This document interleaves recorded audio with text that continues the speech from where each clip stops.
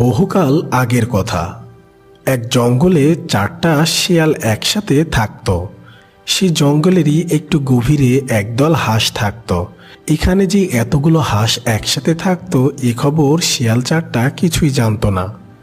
একদিন একটি হাঁস জঙ্গলের বাইরের দিকে চলে আসে, আর আসতেই সেই 4 শিয়ালের সামনে পড়ে যায়।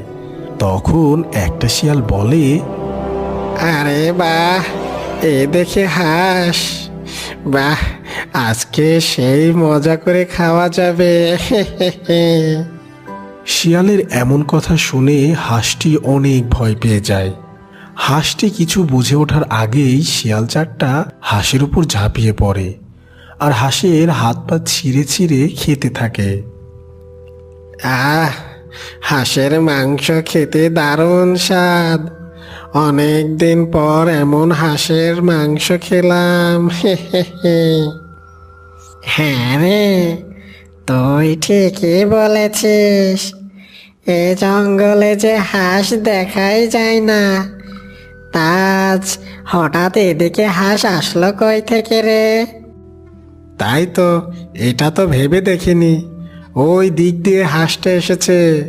চল, ওই দিকে গিয়ে খুঁজি, হয়তো ওইদিকে আরো হাঁস থাকতে পারে। এই কথা বলে সবাই হাঁস খুঁজতে চলে গেল। ওদিকে হাঁসের নিখোঁজ হওয়ার খবর সব হাঁসদের কাছে পৌঁছে গেল, আর তারা সবাই অনুমান করে নিল যে তাদের সদস্যকে শিয়াল ধরে খেয়েছে। কেননা এই জঙ্গলে শিয়ালের উৎপাত অনেক বেশি। তাই হাঁসদের উদ্দেশ্যে হাঁসদের সর্দার বলল, প্যাক প্যাক প্যাক প্যাক, তোমরা সবাই দেখলে তো, তোমাদের সঙ্গে হাবলু আর ফিরে এলো না। তোমাদের কত করে আমি নিষেধ করেছি আমাদের এই ডেরার বাইরে যেন না যাও, তাও তোমরা কোনো কথাই শোনো না আমার। এই জঙ্গলের সর্দার হিসেবে আমি আজ ঘোষণা করছি, আজ থেকে এই ডেরার বাইরে যাওয়া সম্পূর্ণ নিষেধ। আর যে আমার এই আদেশ অমান্য করে বাইরে যাবে, সে আর জীবনেও আমাদের ডেরায় ফিরে আসতে পারবে না। আর সেই সাথে আমাদের ডেরার সামনের ফটকে আমি 2জন পাহারাদার মোতায়েন করে দিচ্ছি। এই কথা বলে সর্দার হাঁস সেখান থেকে চলে যায়। আর এদিকে সব হাঁসরা অনেক চিন্তায় পড়ে যায়। আর তখন একটি হাঁস বলে, কি একটা আতঙ্কে দিন কাটাতে হবে এখন। ভয়ে ভয়ে দিন কাটানোর থেকে মরে যাওয়াই ভালো। হ্যাঁ, একদম ঠিক বলেছ তুমি। আমাদের মতো ছোট প্রাণের কোনো স্বাধীনতা নেই। বাঁচতে হলেও ভয়ে ভয়ে বাঁচতে হবে, আর না হলে শিয়ালের পেটে যেতে হবে। সব হাঁসের অনেক মন খারাপ হয়ে যায়, কারণ তাদের যে কিছুই করার নেই। অন্যদিকে 4 শিয়াল একটি হরিণছানার পিছনে ধাওয়া করছিল। এ পুচকের পায়ে জোর কি রে? হ্যাঁ, আমরা যে ধরতেই পারছি না। এই পুচকে, দাঁড়া দাঁড়া বলছি। এই ধরতে পারলে একদম কাঁচা চিবিয়ে খাবো তোরে। দাঁড়া দাঁড়া বলছি। এই তো ধরে ফেলেছি। হরিণছানা ভয়ে পিছনে তাকায়, আর তাকাতেই হরিণছানাটি একটি গাছের সাথে ধাক্কা খেয়ে ছিটকে পড়ে। আর তারপর আহ আহ মা মা হরিণ ছানাটির মাথায় লাগাতে ছানাটি অজ্ঞান হয়ে যায়। আর ততক্ষণে শিয়ালগুলোও সেখানে এসে হাজির হয়। শিয়ালগুলো এসে হাঁপাতে থাকে, কেননা অনেক দিন পর এমন দৌড়ানো হয়েছে। আহ আহ আহ, বেটা পুচকে, পায়ে কত জোর রে! ধরতে জীবনটা বের হয়ে গেছে। হ্যাঁ, একদম ঠিক বলেছিস। মনে থাকলে আর জীবনেও কোনোদিন হরিণের পিছু ছুটব না। হ্যাঁ। এরপর শিয়াল 4টা হরিণছানাকে তুলে নিয়ে তাদের গুহার দিকে চলে যায়।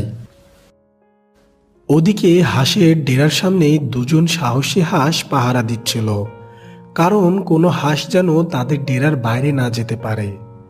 পাশে একটি হাঁসছানা ঘুরে বেড়াচ্ছিল। এই হাঁসছানাটি হচ্ছে সর্দার হাঁসের ছানা। ছানাটি ছিল খুবই চঞ্চল। ছানাটি সারাদিন ঘুরঘুর করে বেড়াতো। প্রতিদিন একই জায়গায় ঘুরতে ছানাটির আর ভালো লাগে না। তাই ছানাটি ঠিক করলো সবার চোখ ফাঁকি দিয়ে ডেরার বাইরে চলে যাবে। তাই সে বাইরের দিকে যেতে থাকে। প্যাক প্যাক প্যাক প্যাক, এই যে ছানা, তুমি কোথায় যাচ্ছ? এইদিকে যাওয়া সম্পূর্ণ নিষেধ, জানো না তুমি? তুমি বাড়ি ফিরে যাও। কাকু, আমি জঙ্গলের ওই দিকটা একটু দেখতে চাই, বেশি দূরে যাব না। না না, তোমার চাচাকে বোধহয় শিয়ালে খেয়েছিল, এই জন্য আমাদের সবার জন্য এই ডেরা থেকে বের হওয়া নিষেধ। আর আমরা যদি তোমাকে যেতে দেই তাহলে তোমার বাবা আমাদের কঠিন শাস্তি দেবে। তুমি আমাদেরকে বিপদে ফেলো না, তুমি তোমার মায়ের কাছে যাও। ছানাটি তার চাচার মৃত্যুর কথা শুনে অনেক কষ্ট পেল। আর সে ভাবতে লাগলো তার চাচাকে যে হত্যা করেছে সে দেখতে কেমন। আর তারপর বলল, আচ্ছা, তোমরা বলো তো শিয়াল দেখতে কেমন? আমি তো কোনোদিনও শিয়াল দেখিনি। শেয়াল দেখতে বেশ ভয়ঙ্কর, ছোট ছোট প্রাণী পেলেই ধরে খেয়ে ফেলে। শিয়াল দেখতে কেমন যেন চোরের মতো, গায়েও অনেক দুর্গন্ধ। এ পর্যন্ত যত ছোট প্রাণী সামনে পড়েছে সে আর বেঁচে ফেরেনি। এখন তুমি তোমার মায়ের কাছে যাও। না, আমি আমার মায়ের কাছে পরে যাব। এখন আমাকে এদিকে যেতে দাও। আমি বনের ভিতরে গিয়ে শিয়ালকে খুঁজে বের করব, আর তাকে জিজ্ঞেস করব কেন সে আমার চাচাকে মেরেছে। আর তারপর আমি সব কয়টা শিয়ালকে হত্যা করব। ছানাটি জোর করে যাওয়ার চেষ্টা করলো, কিন্তু পাহারাদাররা তাকে বাধা প্রদান করলো।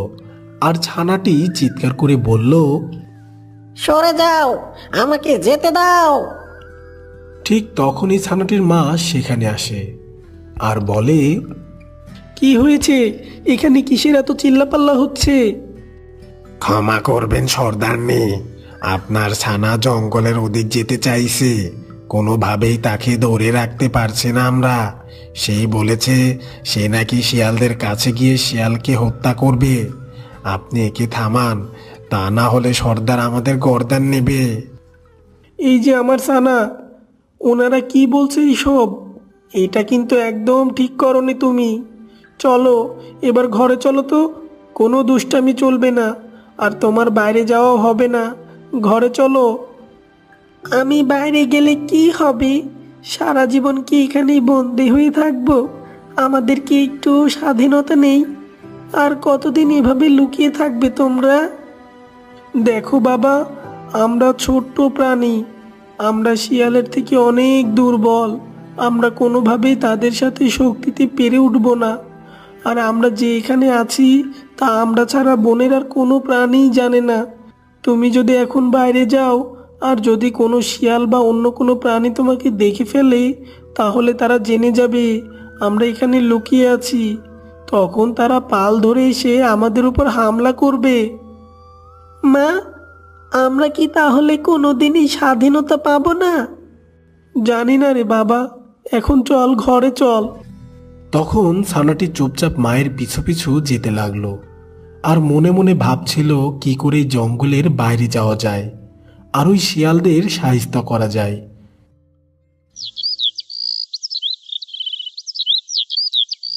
সেদিন বিকেলবেলা পাহারাদাররা পাহারা দিতে দিতে একটু ঘুমিয়ে যায়। তখনই ছানাটি চুপি চুপি তাদেরকে পাশ কাটিয়ে বাইরে চলে আসে। তার